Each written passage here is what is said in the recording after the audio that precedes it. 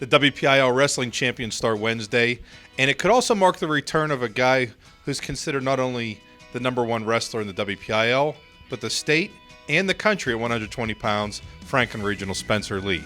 Paul Schofield's here with me, and Paul, what do you expect to see? Do you expect to see Spencer Lee out there on the mat?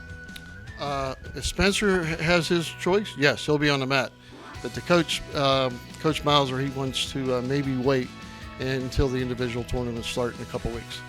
Well, let's first of all talk about his injury. He had shoulder surgery in the offseason, an injury he suffered while winning what? He was training for the United Wrestling World Championships in Rio out at the Olympic Training Center, and tweaked his shoulder, but didn't know how bad it was. Went to Rio, won the World Championship, came back, discovered he had a torn labrum in his right shoulder, had surgery September 2nd by Dr. James Bradley, and was in a sling for 8 weeks. So this is a guy we're talking about, the #1 wrestler in the country, the world champion, and he's also undefeated in his high school career entering his junior season. Hasn't wrestled a match yet this year, but also hasn't lost a match in his career.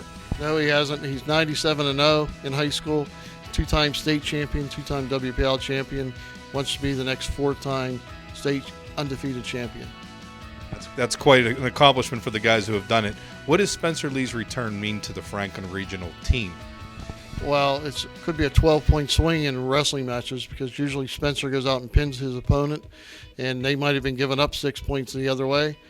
And just having him back in the room was a big uplift for the entire team.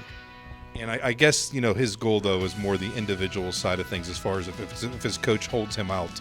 How much do you expect, despite not wrestling, do you still think he's the odds-on favorite to win another WPIL and state championship? There's no doubt. He's that good. And I watched him in the wrestling room the other day, and he looks great.